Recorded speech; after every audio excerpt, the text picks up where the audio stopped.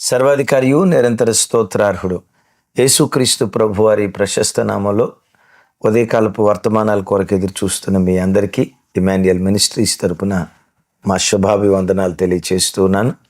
క్రీస్తునందు మాకు అత్యంత ప్రియమైన దైవ జనాంగమా, ఎలా ఉన్నారు? కుటుంబ సభ్యులందరూ క్షేమంగానే ఉన్నారు కదూ? అవును. ఈ అరుణోదయపు దినాన్ని లేచి ప్రార్థించుకున్నారా? తమ్ముడు చెల్లి, మిమ్మల్ని కనీసం 2-3 అధ్యాయులైన దేవుని వాక్యాన్ని చదువుకున్నారా? ఈ మాట వినటంతో అనయా, ఈ ప్రశ్న మమ్మల్ని అడిగి 3-4 రోజులు అవుతుంది, ఈ ప్రశ్న కొరకు మేము చాలా ఎదురు చూసాం అని అనుకున్నారు కదా. Thank you. మీ అందరి ప్రార్థనల ద్వారా న్యూజిలాండ్ దేశానికి నేను, దైవ సేవకురాలు క్షేమంగా రావటానికి ప్రభు కృప చూపించారు. మా ప్రయాణాల కొరకు ప్రార్థించిన మీ అందరికీ చేతులు జోడించి వినయ మనస్సుతో మీ అందరికీ కృతజ్ఞతలు తెలియచేస్తున్నాను. దేవుని అనాది సంకల్పం, అత్యంత కృప క్షేమంగా తీసుకుని వచ్చి అడుగుపెట్టిన ప్రతి స్థలంలో తన మహిమ కొరకు ప్రభువారు వాడుకుంటూ ఉన్నారు. అందుకై సమస్త ఘనతలు యేసయ్యకే కలుగునుగాక. మంచిది.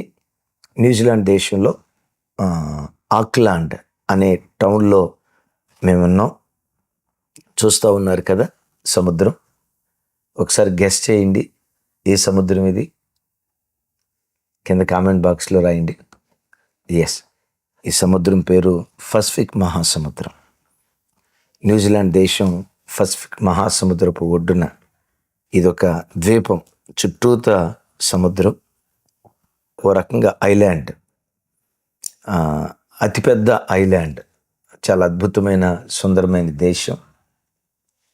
దేవుని అందాలు, దేవుని సృష్టి ఎంత అద్భుతంగా ఉంటుంది, దేవుని చేతి పనులు ఎంత అద్భుతంగా ఉంటాయో ఈ దేశాన్ని చూస్తే, ఈ దేశ అందాన్ని చూస్తే దేవుని కొనియాడకుండా ఉండలేం. మరోవైపు భూలోకమే ఇంత అద్భుతంగా ఉంటే, భూమే ఇంత అద్భుతంగా ఉంటే, దేవుడు తన స్వహస్తాలతో నిర్మిస్తున్న పరలోక పట్టణం ఇంకెంత అద్భుతంగా ఉంటుందో తలస్తే హృదయం ఉప్పొంగేటట్లుగా ఉంది. మంచిది.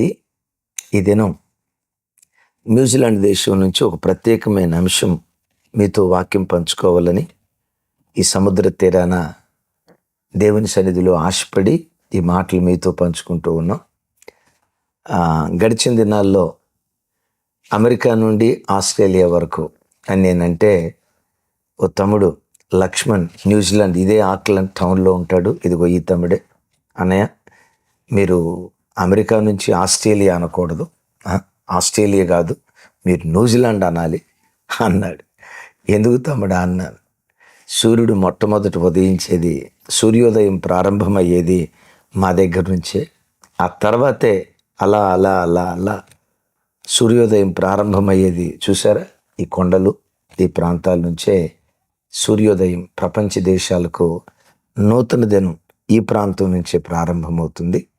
సో ఇది చూసిన వెంటనే సూర్యోదయాన్ని గూర్చి వాక్యం మీతో పంచుకోవాలని నా హృదయం ఎంతగానో పరిశుద్ధాత్మ చేత రేపబడి సూర్యోదయాన్ని గూర్చి మీతో వాక్యం పంచుకోవాలని నేను ఆశపడుతూ ఉన్నాను. సూర్యోదయం విన్నారా? అంతవరకు చీకటి. ఎప్పుడైతే సూర్యుడు భూమి మీద ఉదయించాడో చీకటి అంతా పారిపోయి చీకటి ప్రాంతాలన్నీ వెలుగుమయంగా మార్చబడతాయి కదా. పరిశుద్ధ గ్రంథమైన బైబిల్లో దేవుణ్ణి సూర్యుడితో పోల్చింది. అలాగని సూర్యుడు ఏ ఒక్క నాటికి దేవుడు కాదు.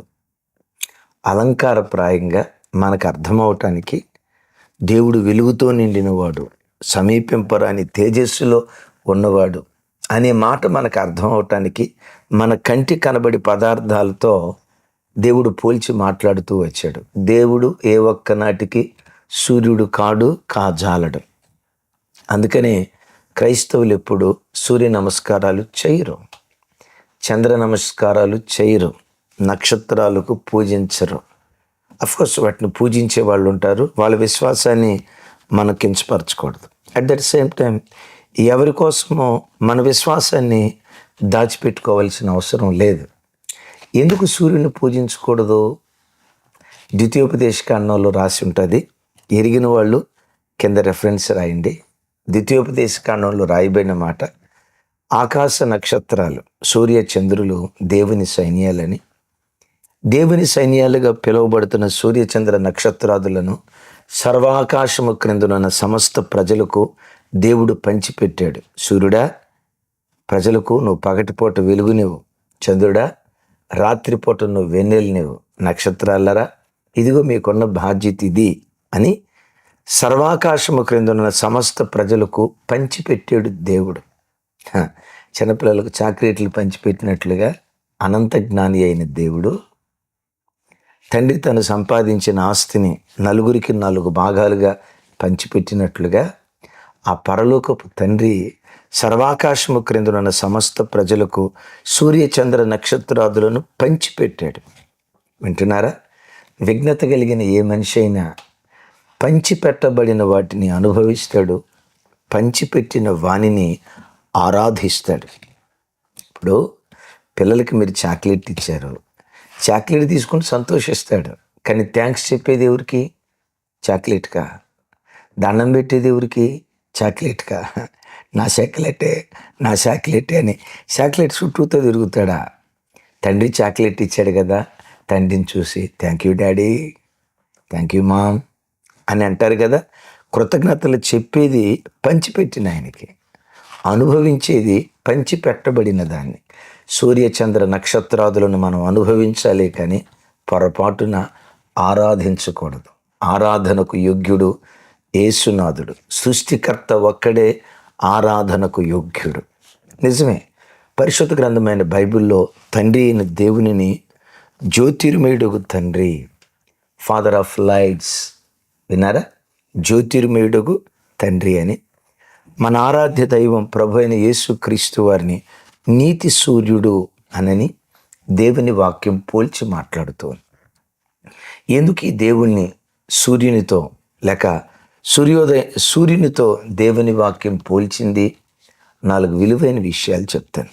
నంబర్ 1, సూర్యుడు కారు చీకటిని వెలుగుగా మారుస్తాడు. అవును, ఉదయానికి ముందు రాత్రి ఉంటుంది కదా, రాత్రి అంతా కారు చీకటి గాఢాంధకారం కదా. ఆమోసు గ్రంథంలో రాసి ఉంటుంది, కారు చీకటిని ఉదయముగా మార్చువాడు. ఎవరిని దేవుడు? మార్చే దేవుడు. ఏం మారుస్తాడు? కారు చీకటిని. కారు చీకటి అంటే కన్నీటి వలయం, కలవరం, కన్నీటి గాథ, గుండె కోత, ఎవరికీ చెప్పుకోలేక మానసికంగా నలిగిపోతున్న మానసిక వేదన. తమ్ముడు, చెల్లే, ఈ ఉదయం ఏ మానసిక వేదనతో నలిగిపోతున్నావు? న్యూజిలాండ్ దేశం నుంచి మిమ్మల్ని పలకరించమని పరిశుద్ధాత్మ దేవుడు నా హృదయాన్ని రేపే, నా హృదయం ద్వారా మీతో మాట్లాడాలని ఆశపడుతున్నాడు. ఏ కారు చీకటి నిన్ను ఆవరించింది? ఏ కారు చీకటి అనుభవాలు? ఎందుకు బ్రతకాలి?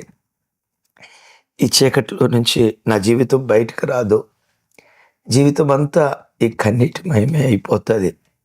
మంచి రోజులు రావు, మేలైన దినాలు చూడలేను. నా బ్రతుకంతా ఈ దుఃఖంతో, ఈ కన్నీళ్ళతో, కలవరాలతోనే నిండుకుంటుంది. నా బ్రతికే ఒక శాపగ్రస్తమైన బ్రతుకు. నాలాంటి వాడిని దేవుడు ఎందుకు పుట్టించాడు? నాలాంటి దాన్ని దేవుడు ఎందుకు భూమి మీదకి పంపించాడు అని అనుకుంటున్నావా? గాఢాంధకారపు చీకట. ఒకప్పుడు మీకు వాక్యం పంచుకునే నేను కూడా ఇదే అనుకునేవాడిని. నేను అనవసరంగా సాగుకొచ్చి, నన్ను ఎందుకు దేవుడు పిలిచాడు? చక్కగా ఉద్యోగం చేసుకుంటూ నా బ్రతికెందుకు ఎట్లా అయిపోయిందని ఏడ్చి ఇక ఏడవటానికి శక్తి లేక కళ్ళల్లో కన్నీళ్లు ఇంకిపోయిన దినాలు ఎన్నో కోకొల్లలో. కారణం చుట్టూత గాఢాంధకారపు చీకటి. తమ్ముడా, గాఢాంధకారపు చీకట, నీతి సూర్యుడు జ్యోతిర్మయుడుగు తండ్రి ఈ దినం నీ మీద ఉదయించబోతూ ఉన్నాడు. నీ కారు చీకటిని పారద్రోలి, గాఢాంధకారపు చీకటిని వెళ్ళగొట్టి నీ బ్రతుకును మధ్యాహ్న కాల తేజస్సు కంటే అత్యధికంగా ప్రకాశింప చేయగలిగిన వాడు అదిగో తూర్పు దిక్కున ఉదయించే నీతి సూర్యుడు యేసుక్రీస్తు ప్రభువారు. ఆమేన్. ఏ చీకటిని నలుముకున్నా నేను ప్రకటించే నా దేవుడు నీ బ్రతుకులో కారు చీకటిని చెప్పే కదా, కారు చీకటిని ఉదయముగా మార్చువాడు. ఇదే దావీదెరిగి ఓ స్థలంలో అంటాడు, నా దీపమును వెలిగించువాడవు నీవే, నా దేవుడైన యెహోవా నా చీకటిని వెలుగుగా చేసి ఉన్నాడు. ఈ మాట చదివేటప్పుడు కాస్తంత నవ్వు వస్తుంది, నిజమే కదా. గుండెల్లో నుంచి ఒక నిరీక్షణ కూడా పుట్టుకొస్తుంది. ఎందుకో తెలుసా, దావీదు సౌలుకు అల్లుడయ్యేటప్పుడు అనుకున్నాడు, మా మామయ్య నా దీపాన్ని వెలిగిస్తాడు, ఆయన రాజు అయితే నేను రాజు అల్లుడిని అయ్యానంటే నా హోదా నా రేంజ్ ఒక లెవెల్కి వెళ్ళిపోద్ది కదా, నా దీపాన్ని మా మావి వెలిగిస్తాడు అనుకున్నాడు. చివరికి ఏం జరిగిందో తెలుసా, వెలిగించే దేవుడు ఎరుగు దావీదు దీపాన్ని ఆర్పాలని ప్రయత్నం చేశాడు సౌలు. తమ్ముడు, నీ జీవితంలో కూడా ఎవరో నిన్ను వెలిగిస్తారు, ఎవరో నీకు సహాయం చేస్తారు, ఎవరో నిన్ను చేయబట్టుకొని లేపుతారు, ఎవరో నిన్ను ఉన్నత శిఖరాలకు తీసుకొని వెళ్తారని మనుషుల మీద నమ్మకం ఉంచి నమ్మినవాడే నట్టేట నిన్ను ముంచి నమ్మక ద్రోహానికి గురైన ఒక అమ్మాయిగా మిగిలిపోయావా? నమ్మక ద్రోహానికి గురైన ఒక స్నేహితుడిగా మిగిలిపోయావా? సొంత తోబుట్టోలే ద్రోహం చేస్తే ఆ నమ్మక ద్రోహానికి గురై ఆ బాధ ఎవరికి చెప్పుకోవాలో అర్థం కాక విగత జీవిగా మిగిలిపోయావా? ఈ ఉదయం నా దేవుడు మీతో మాట్లాడుతున్నాడు. నీతి సూర్యుడు ఈ ఉదయం మీ కుటుంబాల్లో ఆయన ఉదయించి మీ కారు చీకటిని, గాఢాంధకారపు చీకటిని మధ్యాహ్న కాల తేజస్సుగా నా దేవుడు మార్చునుగాక. ఆమేన్. దావీదు దీపాన్ని దేవుడు వెలిగిస్తే, నేనంట మనుషుడు వెలిగిస్తే ఆ ప్రకాశం 24 గంటలే ఉంటుంది, లేదు ఒక జీవితకాలమే ఉంటుంది. దేవుడి దీపాన్ని వెలిగిస్తే తరతరాలు ఆ దీపం వెలుగుతూనే ఉంటుంది. దావీదు దీపం నేటికి వెలుగుతూ ఉందే. ఎస్, దావీదు వంశావళిలో నుండి ప్రజల హృదయాలను వెలిగించే నీతి సూర్యుడు, మానవ బ్రతుకులను వెలిగించే యేసుక్రీస్తు వారు దావీదు వంశంలో నుంచి వచ్చాడే. కారణం, దావీదు బ్రతుకులో సూర్యోదయం కలిగింది. ఆమేన్. మరోసారి చెప్దాం, ఆమేన్. సూర్యోదయపు దిక్కు, మన స్థితిగతులు మార్చగలిగిన దిక్కు. ఈ మధ్య బాగా వైరల్ అయిన పాట ఉంది కదా, ఏమైనా చేయగలవు, కథ మొత్తం మార్చగలవు. రైట్. కీర్తనలో ఓ స్థలంలో రాసి ఉంటుంది, రెఫరెన్స్లు మీరే కింద రాయాలి. మీ మెదడుకు కొంచెం మేత పెడదామని అన్నీ నేను చెప్పుకుంటూ వెళ్తే కాదు కదా. కీర్తనలో ఓ స్థలంలో రాసి ఉంటుంది, దేవుడైన యెహోవా సూర్యుడును కేడమునై ఉన్నాడు. ఎస్, సూర్యుడును కేడమునై ఉన్నాడు, ఆయన కృపయు ఘనతయు అనుగ్రహించువాడు. అనండి ఒకసారి, కృపయు ఘనతయు అనుగ్రహించువాడు. అదిగో ఉదయిస్తున్న సూర్యకిరణాలు చూశారు కదా. మనం చిన్నతనంలో కిటికీలో నుంచి ఉదయకాలం సూర్యకిరణాలు, అదే తలుపు ద్వారా సూర్యకిరణాలు ఇంట్లో పడేవి కదా. ఈ ఉదయం మీ ఇంట్లో సూర్యకిరణాలు పడుతున్నాయా? అట్లాగని సూర్యకిరణాలు దేవుడు కాదు మనకి. నేను మీతో చెప్పే మాట, మన గుడారాల్లో సూర్యకిరణాలు ఎలా ఉదయిస్తున్నాయో దేవుని కృపాకిరణాలు నీ ఇంటి మీద ఉదయించునుగాక, నీ వ్యాపారం మీద ఉదయించునుగాక, నీ సంఘం మీద ఉదయించునుగాక, నీ చేతి పనుల మీద ఉదయించునుగాక. ఆయన కృపాకిరణాలు నీ మీద ఉదయిస్తే ఆయన కృప ఏం చేస్తుందో తెలుసా? దరిద్రుని ధనవంతునిగా మారుస్తుంది. పెంట కుప్పల్లో పడిపోయినటువంటి వాడిని సింహాసనం మీద కూర్చోబెడుతుంది. ఆయన కృపకున్న గొప్పతనం అది, ఆయన కృపలో ఉన్న గొప్పతనం అది. క్రీస్తు యేసు కృపను మీరు ఎరుగుదురు కదా. ఏంటి ఆ కృప? ఆ కృప దరిద్రులైన మనలను ఐశ్వర్యవంతులుగా చేసిందట. ఐశ్వర్యవంతులుగా దరిద్రులైన మనలను మార్చడానికి కపాలమని అర్థమిచ్చే గొల్గొతా పర్వతం మీద నీ ప్రభు దరిద్రుడిగా మారాడు. నీ ప్రభు నీ దారిద్ర్యతను అనుభవించాడే. తమ్ముడా, నీవెందుకు దరిద్రుడివి? నువ్వు ఐశ్వర్యవంతుడివి, నువ్వు భాగ్యవంతుడివి, నువ్వు సింహాసనం మీద కూర్చునేవాడివి ఏ నాటికైనా. అఫ్కోర్స్ ఈరోజు కొన్ని పరిస్థితులను బట్టి దారిద్రతను అనుభవించొచ్చాము, కలవరపడుకో. అయినా నువ్వు ఆర్థికంగా దరిద్రుడివేమో, దారిద్రతను అనుభవించేవాడివేమో, ఇది కొంతకాలమే. నీవెవరివి? విశ్వాసంలో ఐశ్వర్యవంతుడివి, దైవభక్తిలో ఐశ్వర్యవంతుడివి, పరిశుద్ధతలో ఐశ్వర్యవంతుడివి. ఎవడన్నాడు నీవు దరిద్రుడివని? నీవెన్నటికీ దరిద్రుడివి కాదు, ఐశ్వర్యవంతుడివే. అయ్యా మరి దారిద్రత అనుభవిస్తున్నానే, మీరు ఎరుగుదరా ఈ మాట? సాయంకాలం ఏడ్పు వచ్చి రాత్రంతా ఉండినా ఉదయాన సంతోషం కలుగుతుంది. ఆమేన్. ఈరోజు రాత్రి, ఈరోజు దారిద్రత, కొంచెం కాలం ఓపిక పట్టు. నీ దారిద్రతను కొట్టివేసి నీ కారు చీకటి ఉదయంగా మార్చబడినట్లుగా దారిద్ర్యపు స్థితిలో నుంచి లేవనెత్తి అన్ని విషయాల్లో ఐశ్వర్యవంతునిగా మార్చుటకు దేవుడు శక్తి కలిగినటువంటి వాడు. ఆమేన్ చెప్దాం గట్టిగా. ఆమేన్, ఆమేన్. ఆయన కృపాకిరణాలు మన ఇంటి మీద ఉదయిస్తే, నా నామమందు భయభక్తులు కలిగిన వారికి నీతి సూర్యుడు ఉదయిస్తాడు. ఆయన రెక్కలు ఆరోగ్యాన్ని కలుగు చేస్తాయి. అందుకనే నాన్న పొద్దున్నే లేవండి, కొంచెం బయటికి వెళ్ళండి. ఎందుకంటే సూర్యకిరణాల ద్వారా విటమిన్ డి దొరుకుతుంది కదా. ఆ విటమిన్ డి మనిషికి ఆరోగ్యాన్ని కలుగు చేస్తుంది. రైట్. ఆ కృప దరిద్రుని ఐశ్వర్యవంతునిగా, రోగిని ఆరోగ్యవంతునిగా, పాపిని పవిత్రమైనటువంటి వాడిగా, బలహీనుణ్ణి బలాఢ్యుడిగా మార్చగలిగిన శక్తి దేవుని కృపలో దాగుంది. సూర్యకిరణాలు చూసినప్పుడల్లా, కిరణాలు మనకు దేవుడు కాదు, సూర్యుడు మనకు దేవుడు కాదు. దేవుడిని అడగండి, అయ్యా సూర్యకిరణాలు నా ఇంటి మీద ప్రసరించినట్లుగా నీ కృపాకిరణాలు నా ఇంటి మీద ప్రసరించాలని. ఈ ఉదయమే ఆయన కృపాకిరణాలు నిన్ను దర్శించును గాక. 4వది అద్భుతమైన మాట, న్యూ లవ్, అన్కండిషనల్ లవ్. ఇప్పుడు సూర్యుడు నీతిమంతుల మీద ఉదయిస్తాడా, అనీతిమంతుల మీద కూడా ఉదయిస్తాడా? చెప్పండి. క్రైస్తవుల మీద ఉదయిస్తాడా, అందరి మీద ఉదయిస్తాడా? భక్తి కలిగిన వాళ్ళ మీద ఉదయిస్తాడా, భక్తి లేని వాళ్ళ మీద కూడా ఉదయిస్తాడా? దేవుని అంతులేని ప్రేమకు అది నిదర్శనం. హేతువు లేకుండా ప్రేమించే ప్రేమకు ఇది నిదర్శనం. తమ్ముడు, నువ్వు నీతిగా బ్రతికిన రోజు దేవుడు నిన్ను ఆశీర్వదించాడు. నీతి తప్పి బ్రతికిన రోజు కూడా నిన్ను ఆశీర్వదించడం మానలేదు. ఈ మాట చెప్తూ ఉంటే పుట్టాడు దుఃఖం. దేవుని ప్రేమ ఎంత గొప్పది.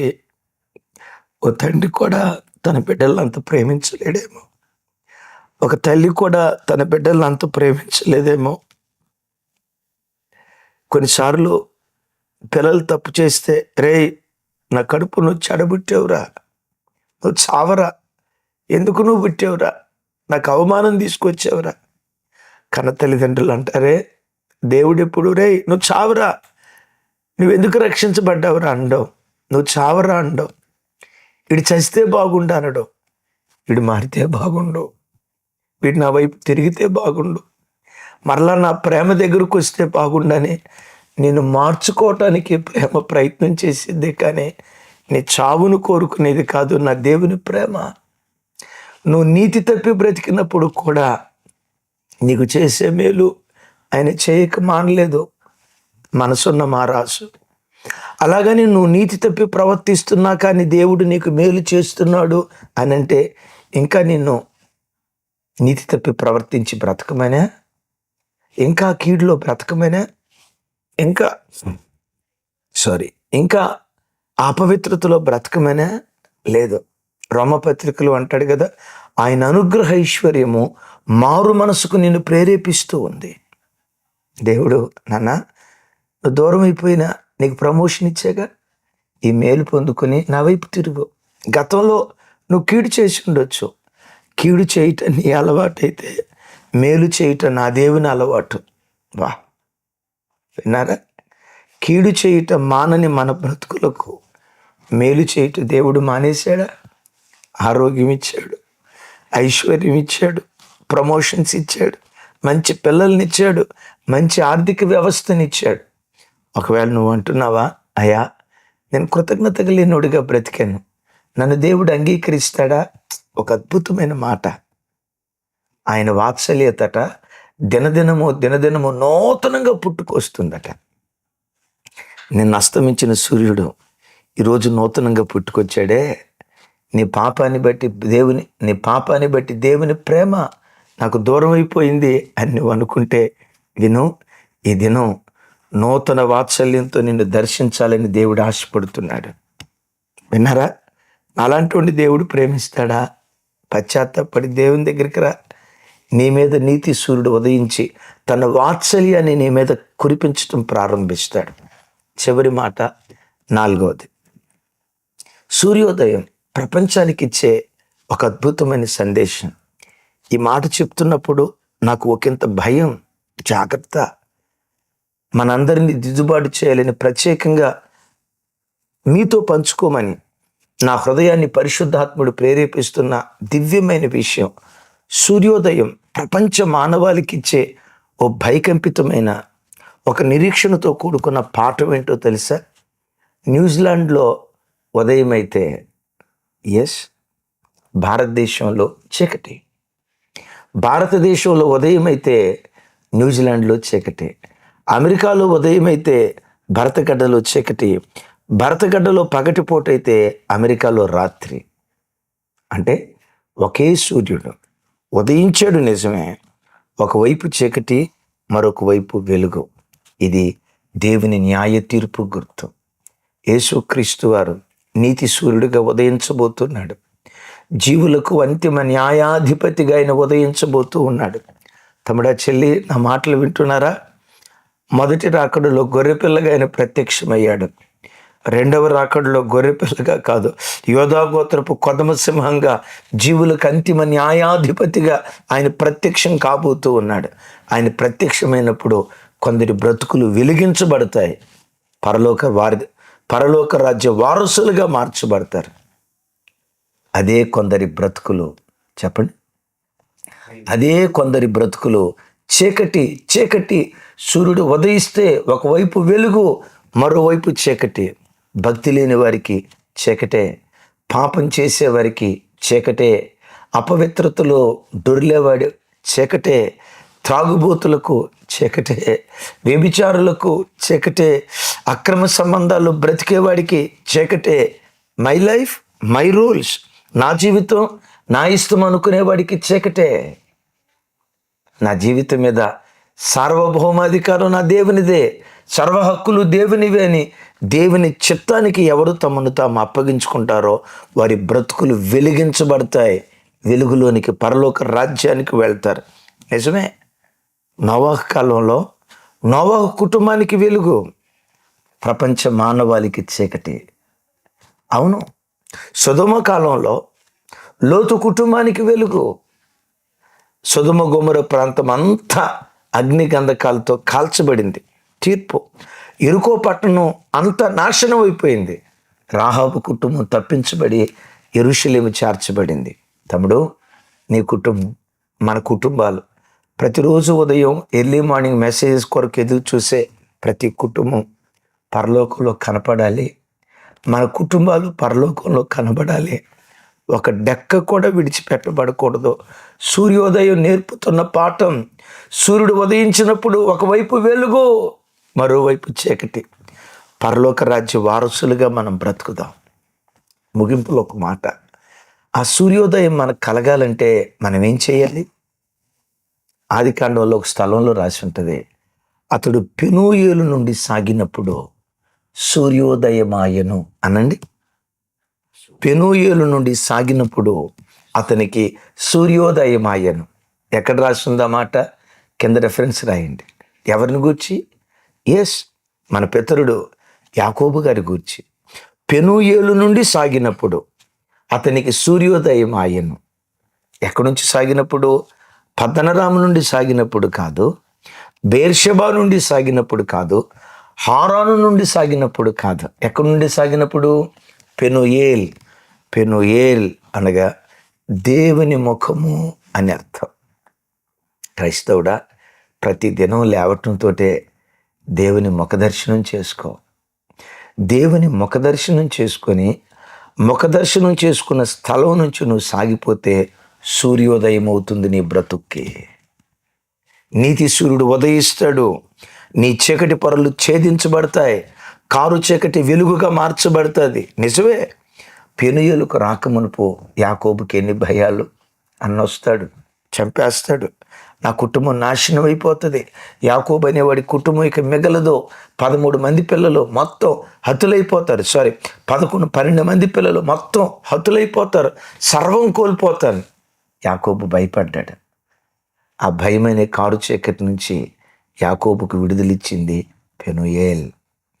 మరణ భయం నుంచి యాకోబుకు విడుదలిచ్చింది పెనుయేల్. అతని బ్రతుకులు నీతి సూర్యుడు ఉదయించడానికి కారణమైంది పెనుయేల్. పెనుయేల్ అనగా దేవుని ముఖం.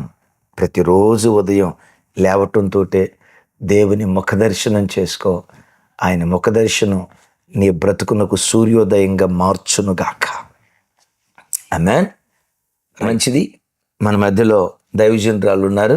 దైవజనరాలు ప్రార్థన చేస్తారు. మన కుటుంబాల్లో నీతి సూర్యుడు ఉదయించున్నట్లుగా ప్రార్థన అందరూ ఏకీభవించండి.